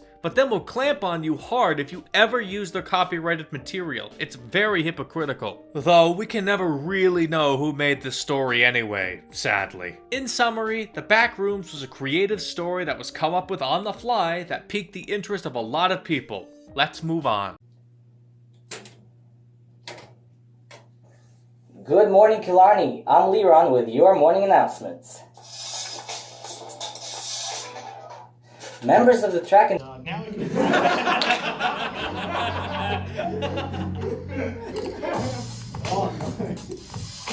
With Rule 34, Hentai, Fetish Art, and now PornHub fitting into one video, maybe I should be grateful I'm not relying on being monetized yet. Goodness! Wait a minute, PornHub is owned by Canadians? I had no idea. Anyway, created in May 2007, and now, according to a few places, is in the top 10 most visited sites in the world, though some places have it a bit lower, like Wikipedia at number 25. And no matter which source you use, this makes it the most popular site dedicated to porn in the world, which is quite the accomplishment. Though I will note that places like Reddit and Twitter, which are even higher up, also have a lot of this stuff, but still, that's very high up. It's so iconic that the little jingle I played in clips just a moment ago, which is the beginning of all the site's videos, is notorious enough to be a bit of a meme.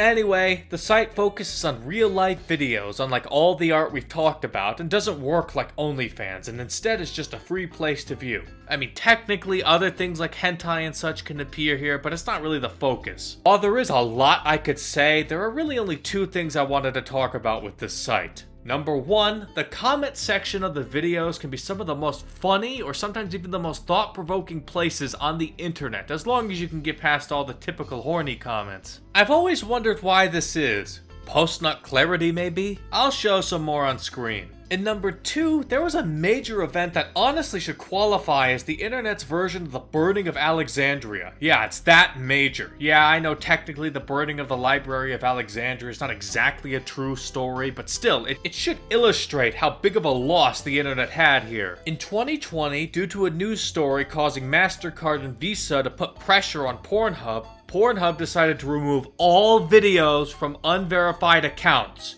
That may not sound so bad, but let me tell you just how damaging this was. From 2007 to 2020, PornHub accumulated 13 million videos in their catalog. After this mass deletion, it was down to 4 million. That's right, over 9 million videos were deleted, which was 69% of their video catalog. Okay, that's kind of funny, you know, losing 69% of a porn site's videos, but this is no laughing matter. This is the biggest site, the site many people go to. The entire amateur section was basically destroyed, which was honestly the main reason you'd go to the site anyway. Unverified amateurs is where the good stuff was, or so I'm told at least. In terms of content loss, there has never been a purge on this scale seen before or since on the internet. A lot of people now have a ton of useless bookmarks saved over the years, or so I'm told. And I feel like this event was basically been lost to the ether in internet consciousness. You'd think this would be a bigger deal to people, but hey, anyway, there's a lot more I could say about such an iconic site, but I'm just gonna move on. Hazbin Hotel / Vivziepop. I'm making the executive decision right now to cover Hazbin Hotel / Vivziepop in the YouTube-based entries. I totally get why Potted Plant put this entry outside of YouTube, but this kind of entry requires me to be in a very specific kind of research mood / groove. The kind of research groove I got into the last video when I did all those other YouTubers. If you don't make videos like these, you wouldn't get it. So it's getting moved to when I talk about YouTube stuff. Let's move on. Tired of search overload? Introducing Bing, the better way to Google. Bing helps you Google the best choice faster and shows related Googles right there on the results page. So remember, the next time you Google something, Google it with Bing. That's Google. It with Bing.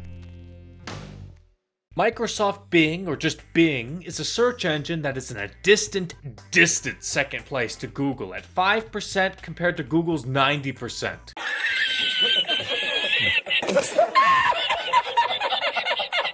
Microsoft's first search engine from 1998 was called MSN Search, which was replaced by Windows Live Search in September 2006, which was then renamed to just Live Search in March 2007. And finally, in June 2009, it was rebranded to Bing. Another search engine you may remember if you've been around the block for a while is Yahoo Search. All the way back in 2010, they made a partnership with Bing that in exchange for certain favorable ad revenue deals, Bing would actually provide the search results for Yahoo Search. Though this is no longer exclusively the case anymore, it's still a major part of Yahoo Search. Considering how Yahoo Search is only 1.39% of search traffic as of writing, I'll say that this isn't too big of a deal. When it comes to online reputation, Bing is the Internet Explorer of search engines, and that it gets clowned on a lot. Though it's not for speed like Internet Explorer, it's over the quality of search results as you can see here. But it's more than just a search engine though. There are lots of other things it's known for. Every Windows operating system since Windows 7 has integrated it in various ways, though there shall be no Windows 7 slander in this household, as the integration there was easily ignorable. And I just really liked Windows 7 back in the day. It was with Windows 8 and specifically 8.1 where this integration became in your face. It's like this in Windows 10 and 11 too, where you search for something in the search bar and instead of giving you results from the files on your computer, which is what you're really searching for, it looks it up on Bing. And if you click it, it takes you to Microsoft Edge and searches via Bing. An absolutely awful situation.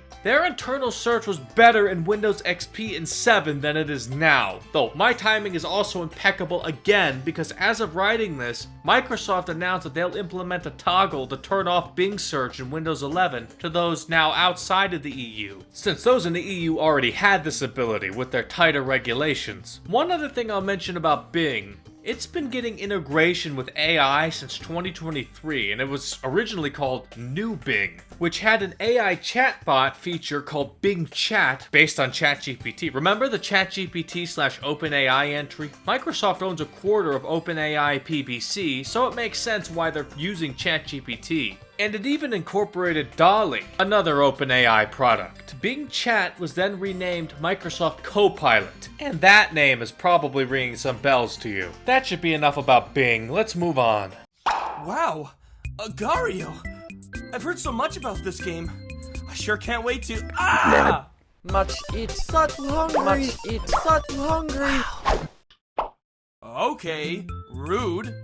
But anyways, I can't wait to. Ah! I'm the real PewDiePie! I promise. Agar.io is our first game in the whole .io online game subgenre on this iceberg, and it makes sense considering it popularized and inspired a lot of others in the same genre. Just to make this easier on myself, I'm just gonna pronounce it Agario for simplicity. Anyway, .io games are simply online multiplayer games that can play in your browser. And the website to play whatever game it is usually has .io instead of .com. As you'll see in this one and some future entries, these are often from a top-down perspective. But what about Agario? Well, a Brazilian developer named Matias Valadares made it, and Miniclip published it on browsers in April 2015 and then on mobile devices later. And now that I've mentioned Brazil for the first time, my comments will be filled with people telling me to come to Brazil. Anyway, an interesting ripple to this story is that before this game got published, Matias had actually gotten it playtested on the video game board, or V, on 4chan, and that's how it originally spread. By the way, if you go searching for this post yourself, the old archive.moe is down, and you'll need to go to archived.moe. And I'll also just link it in the Google Doc. You'd just be surprised how many places are outdated with that old link that is now not available. But yeah, the OP mentioned the last game he made, Vor.io, which is no longer available, and then advertised his new game with the IP address to access it since it wasn't actually fully published yet. But going by what Anons were saying in that thread, it was pretty buggy, but still very fun. It's kind of nostalgic reading through threads from a while ago for me, and I even remember playing online games like this with V at the time. But let's not get sidetracked here. After a while in the thread, OP was talking about certain features of the game, like adding the ability to split like mitosis, and this was even the thread where he asked for name ideas since his names he wanted were taken. After some responses getting rejected, one Anon, who wasn't even responding to this line of posts and instead just replied to the OP post, gave the suggestion that ended up becoming the name. Agar is a real thing and not some gibberish name, and it comes from the cell walls of some species of red algae. Shout out once again to Anons for playtesting a game, helping with ideas, and even naming it, which is just example number 1 trillion of the many things 4chan has done for the wider internet. Well, in any case, let's describe the game. You've seen plenty of gameplay on screen already that I've recorded myself, but you start as a small blob called an agar, which acts like a cell in a petri dish. With your cursor, you guide your agar to little circles to make you bigger, and watching out for bigger players who, as bigger circles than you, can eat you. And when you're big enough, you can do the same to smaller agars. There are these green circles that act as viruses and split you up into smaller agars for a time. There's a ranking board on the top right to know who's the biggest, and you can even make your own custom skins, or pay for some more custom ones. Lots of memes, country flags, and other fun ones give this game a lot of character. There are 5 gameplay modes you can choose from, that I'll just show on screen right now. Now keep in mind, Agario was not the first game like this. An example of one very similar game came out earlier was Osmos in 2009. But still, this simple premise was enough to spread all over the internet. And at first, it was 4chan finding it fun, but then led to those like PewDiePie and Vinesauce playing, which made it even more popular. This thing really got over 2 billion views on YouTube alone. It was even featured in House of Cards, the Netflix TV show. The virality of the game led to Miniclip wanting to try to distance itself from its 4chan roots and started censoring out certain kinds of controversial skins that used to be allowed, whereas the original creator was anti-censorship. It's kind of funny seeing old Reddit posts from this time because they were actually against the censorship of offensive things and siding with the original creator, which is never something you would see today. Reddit is very pro-censorship today for these types of things. In summary, Agar.io is an internet viral game that had a simple premise, a good name, and led to a lot of similar games to be made. But let's move on.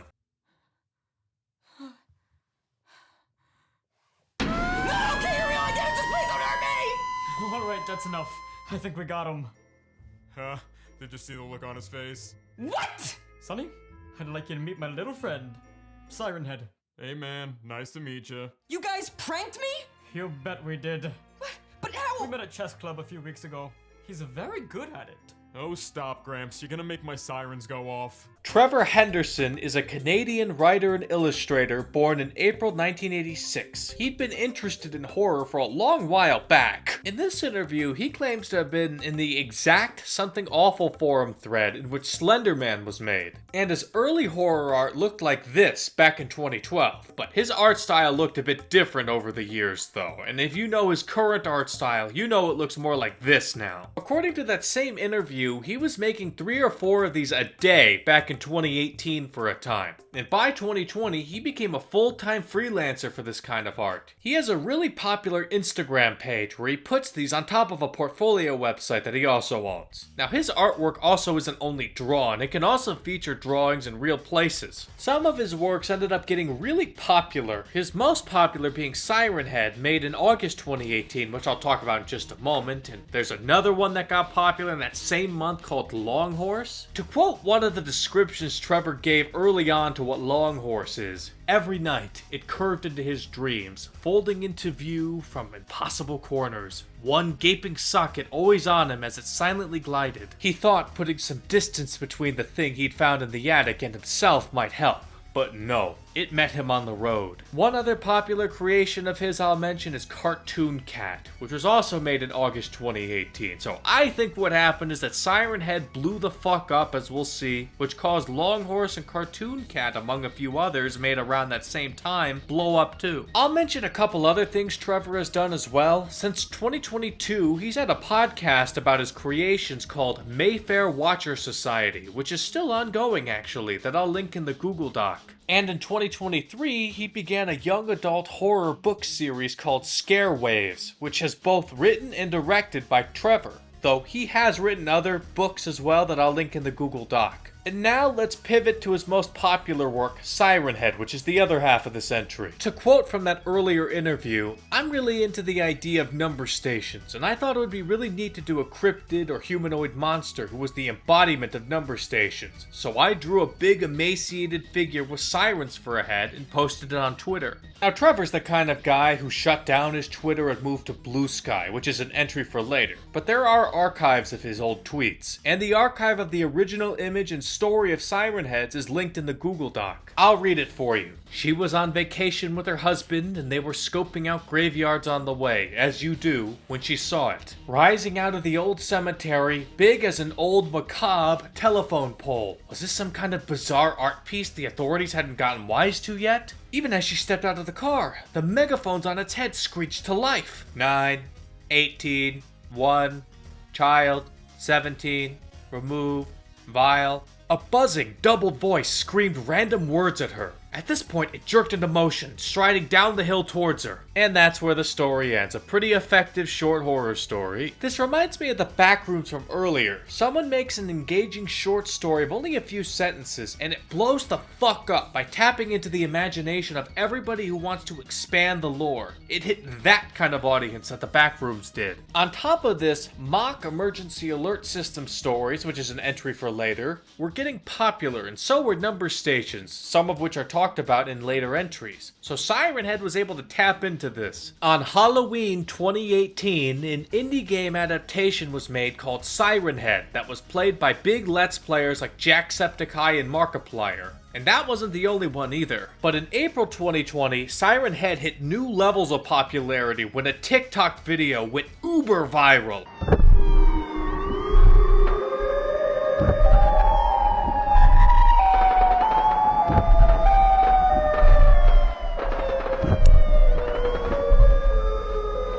The video is obviously of a siren head, and the audio comes from this tornado siren in Chicago. I imagine this atmosphere hit just right with people, since COVID lockdowns were just starting and doom and gloom was at the top of everybody's mind. And then a meme spawned where people would replace the audio with something else like, I'm going to make an announcement. Shout the headphones out, bitch-ass motherfucker. You pissed on my fucking wife.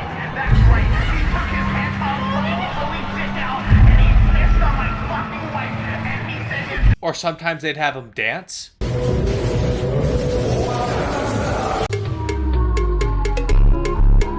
Or sometimes they just replace him outright.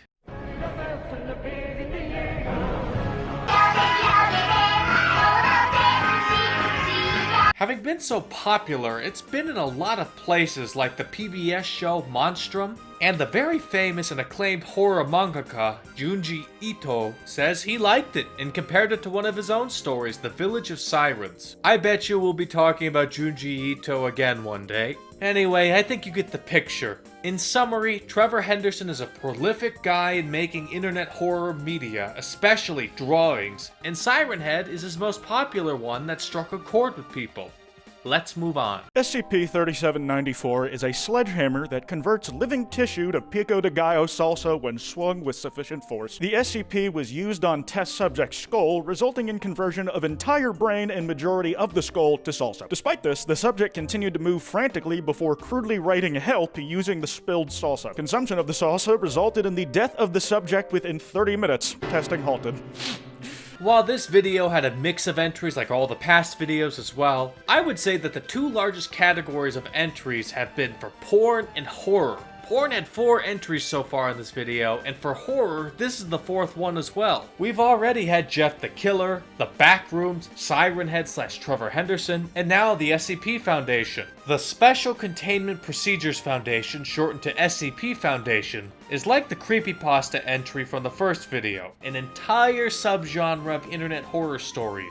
But yet, I only get around 5 minutes nowadays to talk about it compared to the first video when I had no limits. So this is kind of a doozy. I'll most definitely talk about it more in depth on Patreon in the upcoming months. Anyway, similarly to creepypastas, the Paranormal Board, otherwise known as X on 4chan, had a huge hand in this early on, with the first SCP story being posted in June 2007. I was just about to talk about it and even did research on it, but as it turns out, the first SCP post is an entry for later, all the way on tier 10. You know the drill about what you can do to get me to talk about it earlier, as I've shilled my Patreon enough at this point. The original story was about SCP-173. Well, what does that mean? Well, while this was originally just its own short story on X, other people decided to make their own stories with the same backstory, that being centered around the organization called the SCP Foundation, whose motto is Secure, Contain, Protect. What are they securing, containing, and protecting? Well, they're protecting you and the public by securing and containing so-called anomalies, or SCPs. What the heck are SCPs? Honestly, whatever the author wants one to be. Paranormal entities, otherworldly objects, strange creatures, and things like that are all common to be SCPs. The SCP Foundation wants these things to be hidden from the public and will do whatever it takes to capture, study, and keep these things under control. They are given a number, kind of like SCP-173 from the original story. Now, the Foundation may be embarking on an admirable goal, but they are portrayed as anything but selfless. They often use prisoners, usually death row inmates, for scientific experiments with the SCPs. It's honestly just as brutal as Unit 731 from Japan in World War II. The SCP stories are written most frequently like a report from a scientist in a pretty cold, stick-to-the-facts kind of way. They have the SCP number, the special containment procedures, a description of the SCP, addendums, and even footnotes. And an SCP classic is having text redacted like a classified document. A second kind of story in the SCP genre are the Foundation Tales stories that are more about certain stories of individuals and people in the facilities. Think of these like the traditional creepypastas and also some silly stories. This is the lore section of the fandom, if you catch my drift. There's also so much shady stuff like a leadership council, and they have their own mobile task force, but the SCP Foundation lore could be as long as one of these videos. In any case, the SCPs are classified by object classes. These are meant to describe how easy they are to contain, not by how dangerous they are. This is a common misunderstanding. A long time ago, it used to be quite simple. The first was safe, which meant the anomalies were easy to contain. The second, Euclid, was the most common and meant it required a decent amount of resources to contain the anomaly, or the containment isn't fully reliable. The third and final was Keter, or some say Keter, which means containing the anomaly is extremely tough or not reliable. But as this project grew more and more, the fanbase made a lot more of these types of object classifications. I mean, look at this disgustingly complicated and ludicrous flowchart needed to classify SCPs now. You see, as more and more people made SCP stories, there needed to be a place to hold these. Eventually, people settled onto a Wiki.dot website that I'll link in the Google Doc.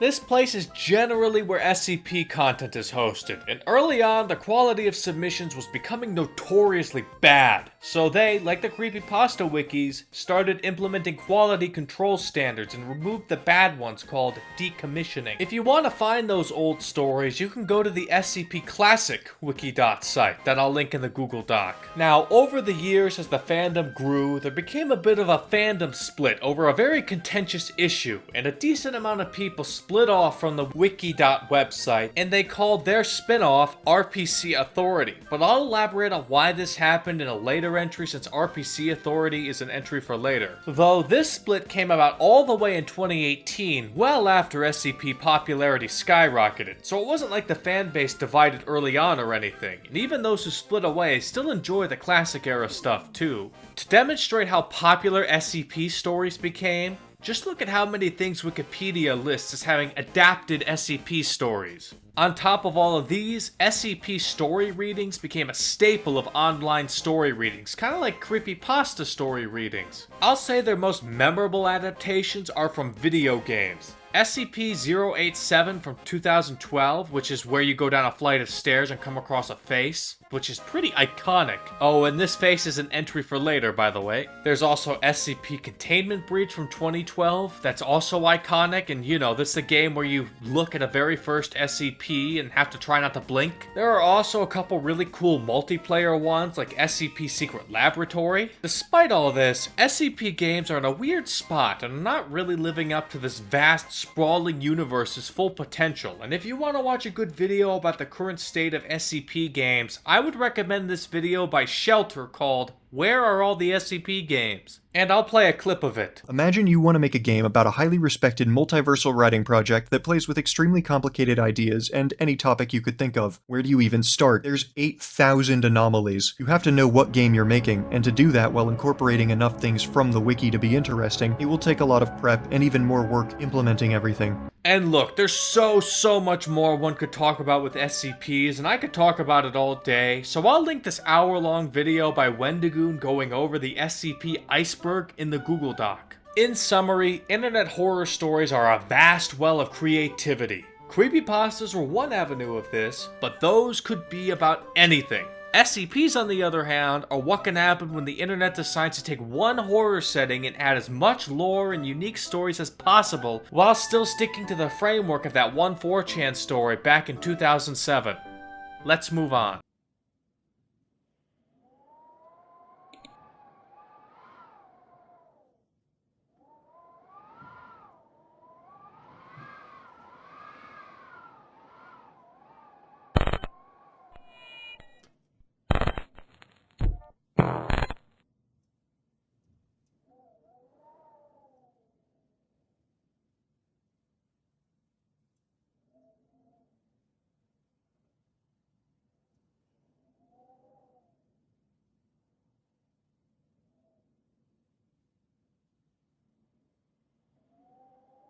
The 9gag army needs our help. Their trolling will not last forever. 9gag is a Hong Kong website founded in April 2008.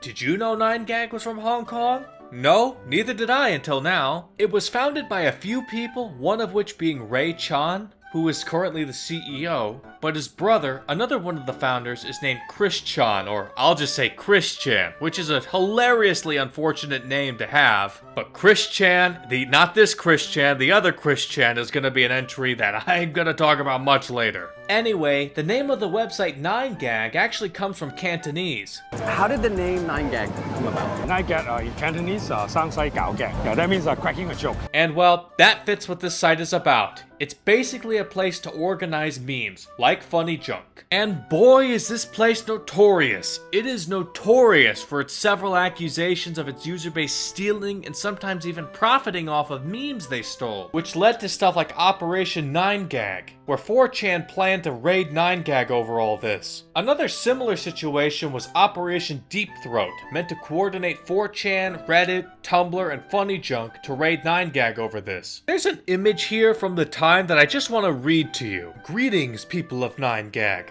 I just wanted to say a few things that really called my attention. Many of you seem to think that every meme originated from 9gag. Sadly, this is not true. Here are some examples. Me Gusta Face originated from 4chan. Pedo Bear originated from 2chan and 4chan. Poker Face originated from 4chan and Reddit. Fuck Yeah originated from 4chan. Okay Guy originated from 4chan. And the list goes on. But why do I even say this? Not because 9gag users upload them all the time, not because 9gag itself profits on the creations on other people, but because it hurts me to see this. These are just a couple images of 9gag taking credit for internet meme culture, which is definitely not true. So before you guys upload an image with memes on it, remember that someone else made them for you, not 9gag. This is pretty much how it works, and this is an image I've actually shown before. Original content starts on 4chan, then it goes to Reddit, then it goes to some other places, and it gets shout out to 9gag, and usually these days you'd put like Facebook at the end of this, stuff like that. Thanks for your attention, the internet. Now this image right here is completely true, and at the same time, aged enough to become super duper cringe at the same time. But hopefully you can see how controversial it was for 9gaggers thinking that they made a lot of memes and how much they steal memes and profit off of memes. It's so much so that the founder and CEO claimed in an interview, 9gag does not create memes or rage comics, but helps spread them. Another thing that 9gag is known for, especially at the time where it was more relevant, is that the memes are of dubious quality, to put it politely. Some would say it's completely unfunny and pandering to the lowest common denominator. Others would say that the memes were funny, but they latch onto the old ones and keep them going for way too long. I'll give you an example. In April 2017, 9gag started a campaign to leave a monument of memes buried in the desert. World, here you have it. The first man-made monument to humor. All the funniest and most important stuff of 9gag's and humanity's humor is here. This monument will be the envy of all other monuments. And of course, as you asked, begged, and pleaded for, dickbutt.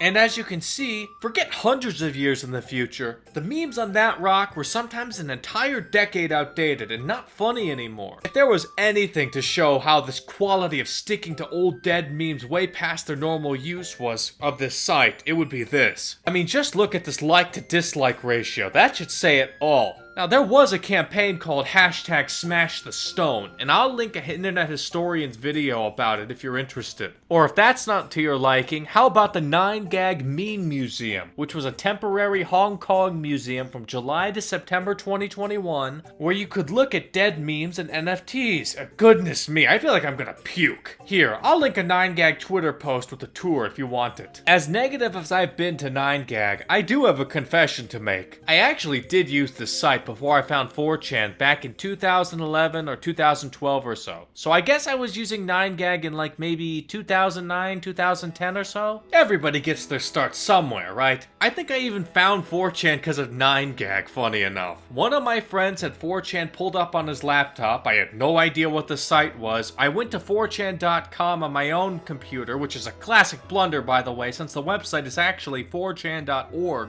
And since 4chan.com was nothing but a junk site, I closed it and just forgot about it. Then some months later, I saw some 9gag image when I was still on there, and I saw it referencing 4chan. I remembered what happened before, and I just googled the name this time. And I actually got to 4chan.org that way. And as silly/retarded as this series of events sounds, please keep in mind that this was like 16 or 17 years ago. Anyway, you may be wondering, has 9gag ever made their own memes? Actually, yes. The If You Know What I Mean meme and its inclusion in Rage Comics started on 9gag with this image, and then this extension of it. Oh, and 9gag also released a mobile game in December 2014 called Red Head Redemption, not Red Dead Redemption, Red Head Redemption, which is no longer available. Now, 9gag is still around, but I don't think it has anywhere near the same reach as it once had. Let's move on. So use the site at your own risk to research memes. In my view, KnowYourMeme is a good source for basic information on meme origins, but I wouldn't rely on it too much for perspective and overall understanding, which, unfortunately, a lot of people do. But I can't really blame them that much. KnowYourMeme is the only real site where all the information about memes is located in one location.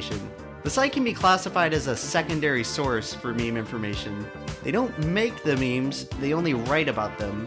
Much like historical secondary sources, KnowYourMeme is easier to access at the cost of information quality. That clip is a pretty damn good and concise explanation of KnowYourMeme. Created in November 2007 and is still going strong today, KnowYourMeme is a good resource to do research on memes. Before I expound on why that is, let me air out my complaints with this site first, because I got a bone to pick here. Now, the quality of articles can vary wildly on KnowYourMeme. Some articles are honestly complete dog shit, like this one here. Plus, even good articles often end up outdated because memes move quickly, and it seems like there aren't enough people going through and making updates.